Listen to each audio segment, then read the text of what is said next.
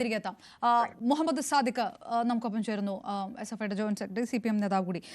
ഇതിലൊരു നിർബന്ധ ബുദ്ധി സർക്കാരിനുണ്ടോ? മാപ്പ് പറയണം എന്ന് വി ശിവൻകുട്ടി പറയുന്നു. സൂമ്പത്ത് ഇപ്പോൾ ഇത്രയും ഒരു വിഷയത്തിനകത്ത് ഉടക്കി നിൽക്കുകയാണ്. ഇതുമായിട്ട് മുന്നോട്ട് പോകും. മന്ത്രിമാരൊക്കെ ഈ തരത്തിലുള്ള വീഡിയോകളൊക്കെ ഞങ്ങൾ ഇതിൽ നിന്ന് മാറുകയില്ല, ഞങ്ങൾ ഇതിൽ ഈ ഒരു നിലപാടാണ് എടുക്കുന്നത്, അങ്ങനെ ഒരു നിർബന്ധ ബുദ്ധി കാണിക്കേണ്ട ആവശ്യമുണ്ടോ? സൂമ്പ പരിശീലനവുമായിട്ട് മുന്നോട്ട് പോയേ മതിയാകൂ, അങ്ങനെ ഒരു നിർബന്ധ ബുദ്ധി സർക്കാർ കാണിക്കുന്നുണ്ടോ? കാണിക്കേണ്ട കാര്യമുണ്ടോ?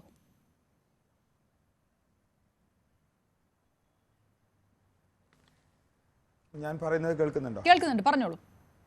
കേൾക്കാമോ? കേൾക്കാം മുഹമ്മദ്, പറഞ്ഞോളൂ. സാദിഖ് കേൾക്കാം, പറഞ്ഞോളൂ. ഞാൻ സർക്കാരിനെ പ്രതിനിധീകരിച്ചോ CPIM-നെ പ്രതിനിധീകരിച്ചോ അല്ല ഈ ചർച്ചയിൽ പങ്കെടുക്കുന്നത്. ഒരു വിദ്യാർത്ഥി സംഘടന എന്നുള്ള നിലയിൽ ഈ വിഷയത്തിൽ SFIയുടെ അഭിപ്രായം പറയാൻ വേണ്ടിയാണ് ഞാൻ പങ്കെടുക്കുന്നത്. സ്വാഭാവികമായും ഈ വിഷയത്തിൽ സർക്കാർ മുന്നോട്ട് വെച്ച കാഴ്ചപ്പാടിനോട് യോജിക്കുന്ന ഒരു സംഘടന എന്നുള്ള നിലയിൽ താങ്കളുടെ ചോദ്യത്തോട് പ്രതികരിക്കുമ്പോൾ, കേരളത്തിലെ ഇടതുപക്ഷ ജനാധിപത്യ മുന്നണി ഗവൺമെൻറ് പൊതുവിദ്യാഭ്യാസ മേഖലയിൽ നടപ്പിലാക്കിക്കൊണ്ടിരിക്കുന്ന അതിവിപുലമായ മുന്നേറ്റങ്ങളുടെയും പുതിയ പാഠ്യപദ്ധതി പരിഷ്കരണങ്ങളുടെയും എല്ലാം തുടർച്ചയിലാണ് സൂംബ ഡാൻസ് വിദ്യാർത്ഥികൾക്കിടയിലേക്ക് ഒരു പുതിയ മുഖമായി അവതരിപ്പിക്കപ്പെടുന്നത്. കേരളത്തിലെ വിദ്യാഭ്യാസ മണ്ഡലം നമുക്കറിയാം, മറ്റ് ഇതര സംസ്ഥാനങ്ങളിൽ പ്രാക്ടീസ് ചെയ്ത് വരുന്ന പെഡഗോജിയിൽ നിന്ന് വ്യത്യസ്തമായി വളരെ ഇൻക്ലൂസീവായ ഒരു വിദ്യാഭ്യാസ രീതിയാണ് നമ്മൾ മുന്നോട്ട് വയ്ക്കുന്നത്. എല്ലാ വിദ്യാർത്ഥികളെയും ഉൾക്കൊള്ളുന്ന, എല്ലാവരുടെയും വിദ്യാഭ്യാസ വൈവിധ്യങ്ങളെ ചേർത്ത് നിർത്തുന്ന, സാമൂഹികമായും സാമ്പത്തികമായും പിന്നോക്കാവസ്ഥ അനുഭവിക്കുന്ന കുടുംബങ്ങളിൽ നിന്ന് വരുന്ന വിദ്യാർത്ഥികളുടെ പഠന സ്വപ്നങ്ങളെ ചേർത്ത് നിർത്തുന്ന ഒരു ഗവൺമെൻറ്റാണ്. അത് ഇൻഫ്രാസ്ട്രക്ചറിലാണെങ്കിലും, അധ്യാപന നിയമനങ്ങളിലാണെങ്കിലും, പാഠപുസ്തക വിതരണത്തിലാണെങ്കിലും, പാഠ്യപദ്ധതി പരിഷ്കരണങ്ങളിലാണെങ്കിലും എല്ലാം കേരളത്തിലെ ഇടതുപക്ഷ ജനാധിപത്യ മുന്നണി ഗവൺമെൻറ് സ്വീകരിച്ച് വരുന്നുണ്ട്. അതിപ്പോൾ ഉള്ളതുമല്ല, ഒന്നാം ഗവൺമെൻറ് തൊട്ട് 57 ഗവൺമെൻറ്റിൽ ശ്രീ ജോസഫ് മുണ്ടശ്ശേരി വിദ്യാഭ്യാസ മന്ത്രിയായ ഘട്ടം മുതൽ ഇന്ന് സഖാവ് വി ശിവൻകുട്ടി വിദ്യാഭ്യാസ മന്ത്രിയായിരിക്കുന്ന ഘട്ടത്തിൽ വരെ ഇടതുപക്ഷ ജനാധിപത്യ മുന്നണി അധികാരത്തിലിരുന്ന ഘട്ടങ്ങളിലെല്ലാം കേരളത്തിലെ പൊതുവിദ്യാഭ്യാസ മേഖലയെ കൂടുതൽ മെച്ചപ്പെടുത്താനുള്ള പദ്ധതികളാണ് ആവിഷ്കരിച്ചത്. ഇന്ന് ഈ സൂംബ ഡാൻസ് ഏതൊരു സാഹചര്യത്തിലാണ് നമ്മുടെ സ്കൂളുകളിൽ പ്രാക്ടീസ് ചെയ്യാൻ വേണ്ടിയുള്ള തീരുമാനം ഗവൺമെൻറ് കൈക്കൊള്ളുന്നത് എന്നുള്ളതിനെ സംബന്ധിച്ച് വളരെ കൃത്യമായൊരു ആലോചന നമ്മൾ നടത്തേണ്ടതുണ്ട്. ഇന്ന് സ്കൂളുകളിൽ പഠിച്ചുകൊണ്ടിരിക്കുന്ന വിദ്യാർത്ഥികൾ, നമ്മൾ ജെൻസി എന്നോ അല്ലെങ്കിൽ ജെൻ ആൽഫ എന്നൊക്കെ വിളിച്ചുകൊണ്ടിരിക്കുന്ന ഏറ്റവും പുതിയ തലമുറയിൽപ്പെട്ട വിദ്യാർത്ഥികൾ, ആ വിദ്യാർത്ഥികൾക്ക് പഠനം എന്ന് പറയുന്നതിനെ ഒരു സ്ട്രെസ് ഫീലിംഗ് ആയ അനുഭവമായി മാറാത്ത നിലയിലേക്ക്, പഠനം അവരിൽ വലിയ പ്രഷർ സൃഷ്ടിക്കുന്ന സാഹചര്യത്തെ മറികടക്കുന്നതിൽ നിന്ന് വ്യത്യസ്തമായി കേരളത്തിലെ വിദ്യാർത്ഥികൾക്ക് വളരെ ആനന്ദദായകമായ ഒരു അന്തരീക്ഷത്തിൽ, വളരെ സുഗമമായ ഒരു അന്തരീക്ഷത്തിൽ അവരുടെ അധ്യയന പ്രക്രിയ മുന്നോട്ട് കൊണ്ടുപോവുക എന്നുള്ളതാണ് ഗവൺമെൻറ് ഉദ്ദേശിക്കുന്നത്. നമ്മുടെ ഉച്ചക്കഞ്ഞി സമ്പ്രദായം ഉച്ചക്കഞ്ഞിയിൽ നിന്ന് ഉച്ച ബിരിയാണിയിലേക്കും ഉച്ച സാമ്പാറിലേക്കും എല്ലാം മാറിയ ഒരു വിദ്യാഭ്യാസ സമ്പ്രദായം കേരളത്തിലുണ്ടല്ലോ. നല്ല ഭക്ഷണം അവർ കഴിക്കുക, ഇടവേളകളിൽ അവർക്ക് നല്ല അനുഭവങ്ങൾ സൃഷ്ടിക്കാൻ സാധ്യമാകുന്ന നിലയിൽ കളിക്കളങ്ങളും അതേപോലെ തന്നെ നല്ല ഇൻഫ്രാസ്ട്രക്ചറും ഒരു എഡ്യൂക്കേഷണൽ എൻവയോൺമെൻറ്റും ഒരുക്കുക.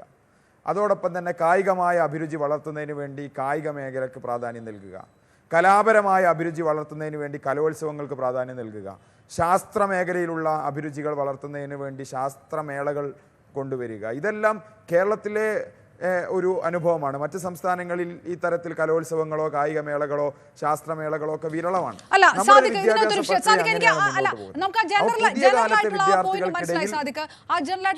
വിഷയം അതല്ല. ഇതിപ്പോ നിങ്ങൾ SFI ആയതുകൊണ്ട് തന്നെ ചോദിക്കുകയാണ്, പ്രതിപക്ഷം ഈ വിഷയത്തിനകത്ത് എടുത്തിരിക്കുന്ന ഒരു നിലപാടൊക്കെ ഉണ്ട്. ഇതൊരു വലിയൊരു ഉടക്കിലേക്കൊക്കെ ഈ വിഷയവുമായി ബന്ധപ്പെട്ട് പോകുമോ എന്നുള്ളതാണ്. അതൊന്നുമില്ലാതെ അങ്ങോട്ടും ഇങ്ങോട്ടും ചർച്ച ചെയ്ത് ഇതൊക്കെ പരിഹരിച്ചുകൂടെ? എന്തിന് ഈ സ്റ്റബാനായിട്ടൊരു നിലപാടിലേക്ക് പോകുന്നു സർക്കാർ എന്നൊരു ചോദ്യമുണ്ട് പ്രതിപക്ഷത്തിന്റെ ഭാഗത്ത് നിന്ന്. സ്കൂളാണ്, കുട്ടികളുടെ കാര്യമാണ്, സ്വാഭാവികമായിട്ടും അങ്ങനെ ഒരു നിലപാടിൽ വിട്ടുവീഴ്ചയൊക്കെ കാണിച്ചുകൂടെ എന്ന് ചോദിക്കുന്നതിൽ ഒരു പ്രാക്ടിക്കൽ വശമില്ലേ?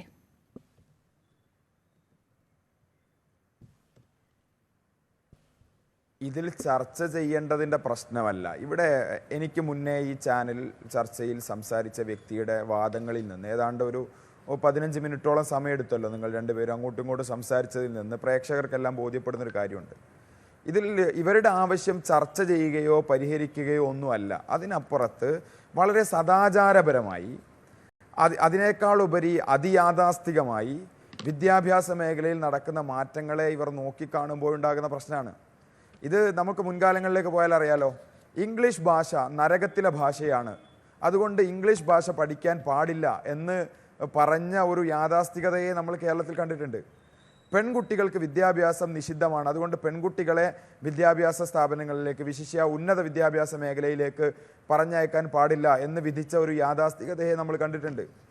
ഉന്നത വിദ്യാഭ്യാസ അവസരങ്ങളുള്ള വിദ്യാർത്ഥിനികളെ പഠനത്തിനപ്പുറം അവരുടെ വിവാഹ ജീവിതത്തിലേക്ക് തള്ളിവിടുന്ന അനുഭവങ്ങൾ യാഥാസ്ഥിക പൗരോഹിത്യത്തിൻ്റെ ഭാഗമായി നമ്മൾ കണ്ടിട്ടുണ്ട്. നമ്മൾ ഏതെങ്കിലും ഒരു പ്രത്യേക മതത്തെ മുൻനിർത്തിയല്ല ഈ കാര്യം പറയുന്നത്. അതിയാഥാസ്ഥികമായ ആശയങ്ങൾ മുന്നോട്ട് വയ്ക്കുന്ന സംവിധാനങ്ങൾ പലരും സ്ത്രീ വിദ്യാഭ്യാസം സംബന്ധിച്ചും പുരോഗമന കാഴ്ചപ്പാടുകൾ സംബന്ധിച്ചുമെല്ലാം എല്ലാ കാലഘട്ടത്തിലും വ്യത്യസ്തമായ അഭിപ്രായങ്ങൾ മുന്നോട്ട് വെച്ചിട്ടുണ്ട്.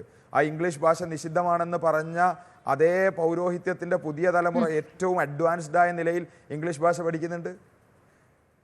ടെലിവിഷനിലൂടെ കാര്യങ്ങൾ കാണുന്നതിനെ വളരെ പിന്തിരിപ്പനായി കണ്ടിരുന്ന ആളുകളുടെ പുതിയ തലമുറ ടെലിവിഷനും കടന്ന് ടെക്നോളജിയുടെ സാധ്യതകൾക്ക് പിന്നാലെ പോകുന്നുണ്ട്. മലപ്പുറത്ത് തന്നെ ഒരു പെൺകുട്ടി വിമാനം ഓടിക്കുന്ന അനുഭവം നമ്മുടെ മുന്നിലുണ്ട്. കാലം ഇങ്ങനെ മാറിക്കൊണ്ടിരിക്കുമ്പോൾ വിദ്യാഭ്യാസ മേഖലയിൽ പുതിയ സമ്പ്രദായങ്ങൾ ഉണ്ടാകും. ആ സമ്പ്രദായങ്ങളെ സംബന്ധിച്ച് ആലോചിക്കുന്നത് ഉന്നതരായ വിദ്യാഭ്യാസ വിചക്ഷണരാണ്. കേരള മന്ത്രിസഭ എന്ന് പറയുമ്പോൾ മന്ത്രിമാരെല്ലാവരും കൂടെ ചേർന്ന് എന്നാൽ അങ്ങ് പരിഷ്കരിച്ച് കളയാം എന്ന് തീരുമാനിക്കുന്ന കാര്യങ്ങളല്ല. വിദ്യാഭ്യാസ മേഖലയിൽ കാര്യങ്ങൾ കൃത്യമായി അവലോകനം നടത്തുകയും വിദ്യാഭ്യാസ മേഖലയിൽ സംഭവിക്കേണ്ട മാറ്റങ്ങളെ സംബന്ധിച്ച് പഠനം നടത്തുകയും ചെയ്യുന്ന വിദ്യാഭ്യാസ വിചക്ഷണരായ വ്യക്തികളുടെയും അതേപോലെ തന്നെ കൂട്ടായ്മകളുടെയും കൃത്യമായ പഠനത്തിൻ്റെ അടിസ്ഥാനത്തിൽ മുന്നോട്ട് വെക്കുന്ന തീരുമാനങ്ങളാണിത്. കേവലം ഒരു ദിവസം സർക്കാർ ഒരു അനൗൺസ്മെന്റ് നടത്തുകയാണ്. കോവിഡ് കാലത്ത് സ്കൂൾ അടച്ചിടാൻ തീരുമാനിച്ചു എന്ന് ഗവൺമെൻറ് അനൗൺസ് ചെയ്തതുപോലെ പെട്ടെന്ന് നാളെ തൊട്ട് സൂംബ അങ്ങ് തുടങ്ങിക്കളയാം എന്ന് അനൗൺസ് ചെയ്തതല്ല. ഇത് നേരത്തെ തന്നെ സർക്കാർ പ്രഖ്യാപിച്ച് കുട്ടികളുടെ മെൻ്റൽ ഹെൽത്ത് വളരെ പ്രധാനമാണ്. സ്ക്രീൻ അഡിക്ഷൻ വല്ലാതെ കൂടി വരുന്ന കാലമാണ്. സൂയിസൈഡൽ ടെൻഡൻസി വർദ്ധിച്ചു വരുന്ന കാലമാണ്. അതേപോലെ തന്നെ സിന്തറ്റിക് ഡ്രഗുകളുടെ ഉപയോഗം കൂടി വരുന്ന കാലമാണ്. അങ്ങനെ പലതരത്തിലുള്ള പത്താം ക്ലാസ് വിദ്യാർത്ഥിയെ എല്ലാം ഉള്ള കാലമാണ്. ഇതിലൊരു നിർബന്ധമല്ല, ഒരു നിർബന്ധത്തിലുള്ള കാര്യമല്ല സർക്കാർ നടപ്പാക്കുന്നത്. സർക്കാരിന്റെ നിലപാട് എന്തുകൊണ്ടാണ് ഈ വിഷയത്തിനകത്ത് എന്നുള്ള കാര്യമാണ് ഞാൻ എത്താം.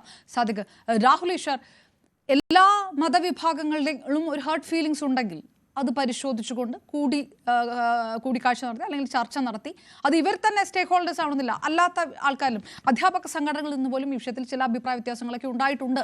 അതെടുത്തുകൊണ്ടാണല്ലോ ഞങ്ങൾ ഈ ഞങ്ങളുടെ ഈ പ്രതികരണത്തിലേക്ക് വന്നത്, ഞങ്ങൾ ഈ വീഡിയോ ഇട്ട് തുടങ്ങിയതെന്നാണ് മുഹമ്മദ് വാസിൽ പറയുന്നത്. അപ്പോൾ എവിടെയൊക്കെയോ ചർച്ചകൾ നടക്കാത്തതിൻ്റെ ഒരു വിഷയം കൂടി ഇതിനകത്തുണ്ട്. എങ്കിൽ ജനാധിപത്യ രാജ്യത്തിൽ എല്ലായിടത്തും ചർച്ചകൾ നടത്തണം. അതാണോ ഇതിനകത്തുള്ള മറുപടി? അതോ ഈ ബാസിൽ പറഞ്ഞ പല വിഷയങ്ങളിലത്തും മതപരമായിട്ടുള്ള ഒരു വിയോജിപ്പ് മാത്രമാണോ രേഖപ്പെടുത്താനുള്ളത്?